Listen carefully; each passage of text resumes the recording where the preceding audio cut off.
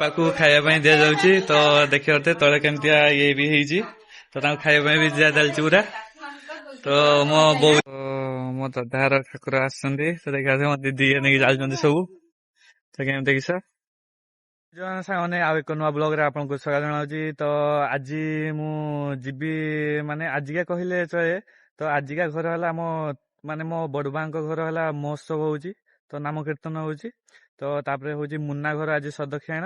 ତ ତାପରେ second third ହଉଛି ମୋ ମଉସାଙ୍କର ବି ଅଷ୍ଟପରୀ ନାମ ଆଜି ବି ସେତିକି ମାନେ ଗୋଟିଏ ଦିନ ତିନିଟା ଜାଗାର ମାନେ ଅନୁଷ୍ଠାନ। ତ ସବୁ ଗୋଟେ ଗୋଟେ ଜାଗାରେ ଯିବା ମୁଁ ଯିମି ମାନେ ସବୁ ବନ୍ଧୁ ଘରକୁ ଯିବି। ତ ଆଗେ ମୁଁ ଆସିଛି ମୁନା ଘରକୁ। ତ ମୁନା ଘର କଣ ପ୍ରୋଗ୍ରାମ ଚାଲିଛି ତ ଦେଖିବା ଚାଲନ୍ତୁ। ତ ମୁଁ ଏବେ ଚାଲିଛି ମାନେ ମୁନା ଘରକୁ ଯାଉଛି। ତ ଦେଖିବା ତାଙ୍କ ଘର କଣ ପ୍ରୋଗ୍ରାମ ହଉଛି। ସକାଳ ଆସି ତ ସବୁ କାମ କରିଦେଲେ ଏବେ ମୁଁ ଆସିଛି 10:30 ପ୍ରାୟ। ତ ଆସିକି ମୁଁ ତମକୁ ଦେଖଉଛି ତ ତାଙ୍କ କଣ ପ୍ରୋଗ୍ରାମ ଚାଲିଛି ଏବେ। ତ ଏଇଟା ହେଲା ମୁନା ଘର। ତ ଏଠି ସବୁ ତ ଖାଲି ପାର୍ଟି କରୁଛନ୍ତି ସମସ୍ତେ ଅଛନ୍ତି ଏଠି ଆମ ଚିନା ଦା ତ ଅଛନ୍ତି ମୋ ବଡମା। ତ ଏ ସାଇଟ ହେଲା ମାନେ ଡେକୋରେସନ ଟା କେମିତି ହେଇଛି ପୁରା ଦେଖିପାରୁଛି। ତ ମୋ ହେଲା ମୋ ବୌଦି ଚିନା ଦାଙ୍କର ମିସେସ୍। ତ ସେଠି ରହୁଛନ୍ତି ମୁନା। ତ ଏଠି ଏ ପାଖରୁ ବସିଛନ୍ତି ଦୀପା ତାଙ୍କ ସ୍ତ୍ରୀ। ତ ଆଜି ଚାଲିଛି ତାଙ୍କର ସଦକ୍ଷିଣ। ତ ସେଥିପାଇଁ ଡେକୋରେସନ ଟା କେମିତି ହେଇଛି ବୋଲି ମୁଁ ଦେଖୁଛି ଆପଣଙ୍କୁ ପୁରା। ତ ଏଠି ତ ଚାଲିଛି ମୁନା ବି ଅଛି ତାଙ୍କ ଘର କଣ କିଛି ଚାଲିଛି ମୁଁ ଦେଖଉଛି ଆପଣ ଦେଖେଇଲେ। ତ ଏସବୁ ଖିଆଦିଆ ଏ ସାଇଡରେ ଚାଲିଛି ଖିଆଦିଆ ସବୁ। ତ ତାପରେ ମୁଁ ଆସିଛି ଏ ସାଇଡରେ ସବୁ ରୋଷେଇ ଫୋଷେଇ ଚାଲିଛି ତ ମୁନାର ଘର। ତ ଏ ସାଇଡରେ ଚାଲିଛି ପୁରା ରୋଷେଇ। ତ ହେଲା ମୁନାର ସାନର ମୁନା ଭାଇର ସାନ ଭାଇ। ତ ବିଭିନ୍ନ ପ୍ରକାର ରାସ୍ତା ଭଲ ମାନେ ଚାଲିଛି। ଯେ କାମରେ ବ୍ୟସ୍ତ ଅଛନ୍ତି ମୁଁ ବି ଘୁରୁଛି। ଏଠି ମୋ ମାମୁଁ ତ ମାନେ ଦବା ନିଆ ହବାର ପୁରା ବ୍ୟସ୍ତ ଅଛନ୍ତି। ମାମୁଁ ଟିକେ ମୁହଁ ଚାହାଁ ଟିକେ।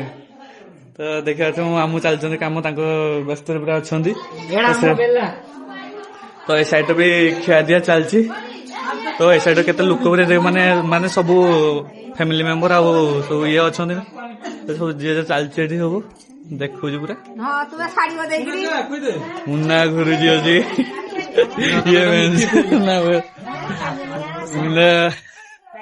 ଏଠି ମୋ ଚିହ୍ନତା ବସିଛି ବାଦାମ ଛିଡୁଛି ଅଛି।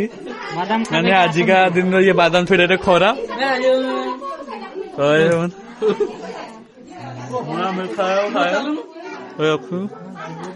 ପାକୁ ଖାଇବା ପାଇଁ ଦିଆଯାଉଛି ତ ଦେଖିବା ତଳେ କେମିତିଆ ଇଏ ବି ହେଇଛି। ତ ତାଙ୍କୁ ଖାଇବା ପାଇଁ ବି ଦିଆଯାଉଛି ପୁରା। ତ ମୋ ବୌଦି ତାଙ୍କୁ ଖୁଆଉଥିଲେ ତ ସବୁ ରିଲେଟିଭ ତାଙ୍କର ଖୁଆଉଛନ୍ତି। ତ ଏଇଟା ଚାଲିଛି ପ୍ରୋଗ୍ରାମ ସବୁ ଏବେ ସିଷ୍ଟର ବି ତାଙ୍କୁ ଖୁଏଇବେ। ତ ଭଲ ଚାଲିଛି ପରେ ଦେଖୁଛି ଏବେ। ତ ମୋ ଦାଦାର ଠାକୁର ଆସିଛନ୍ତି ତ ଦେଖିବା ମୋ ଦିଦି ନେଇକି ଯାଉଛନ୍ତି ସବୁ। ତ କେମିତି ଦେଖିଛ ଘରୁ ଆସିଲା ପରେ ଏବେ ମୁଁ ଆସିଛି ମୋ ବଡମାଙ୍କ ଘର ପାଖକୁ। ତ ସେଠି ତ ମହୋତ୍ସବ ଏବେ ଆରମ୍ଭ ହେଲାନି।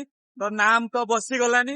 ତ ମୁଁ ଦେଖଉଛି ତ କୀର୍ତ୍ତନ ଆରମ୍ଭ ହେଇଗଲାନି। ତ ମୁଁ ଦେଖଉଛି ବଡବାର ଏବେ ଚାଲିଛି କୀର୍ତ୍ତନ। ତ ଏଇଟା ହେଲା ମୋ ବଡମାଙ୍କର ଘର। ଏଠି ମୋ ଦିଦି ମାନେ ଅଛନ୍ତି।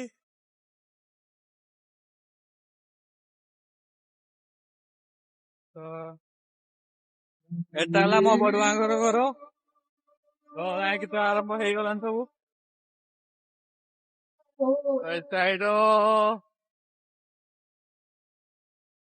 ତ ଏ ସାଇଡ ଚାଲିଛି ମୋ ବଡମାଙ୍କର ରୋଷେଇ। ତ ସବୁ ନାଇଁ ହେଇଗଲାନି। ଦାଦା ଏଠି ବୁଲୁଛି। ଏ ମୋ ବଡବାକୁ ତ ମୋ ଦେଖିଥିବ ଢେର ଥର। ଚୌମୁଖରେ ମୋ ବଡୁଆ ପୁରା ଫେମସ। ତ ତାପରେ ମୁଁ ଦେଖୁଛି ସମସ୍ତଙ୍କୁ ମୁଁ ଦେଖେଇବି। ତ ଏଇ ସାଇଡ ମୋ ରହୁଛନ୍ତି ମୋ ଭେଣୀ। ତାପରେ ମୋ ଦାଦା ଏଠି ଘୁରୁଛନ୍ତି। ଇଏ ହେଲା ମୋ ଦିଦି ହେନା ଦିଦି। ତାହେଲେ ମୋ ଭାଣିଜୀ ମୋ ପପାକୁ ତ ଦେଖିଦିଅ। ଏ ମୋ ବୌଦି ଏରା ମୋ ଦିଦି ମୋ ଭାଉଜ ଜଣେ। ତ ମୋ ପୁତୁରା ସହିତ ଶୋଇଛି ଏଇଠି। ତାର ଆଜି ମାନେ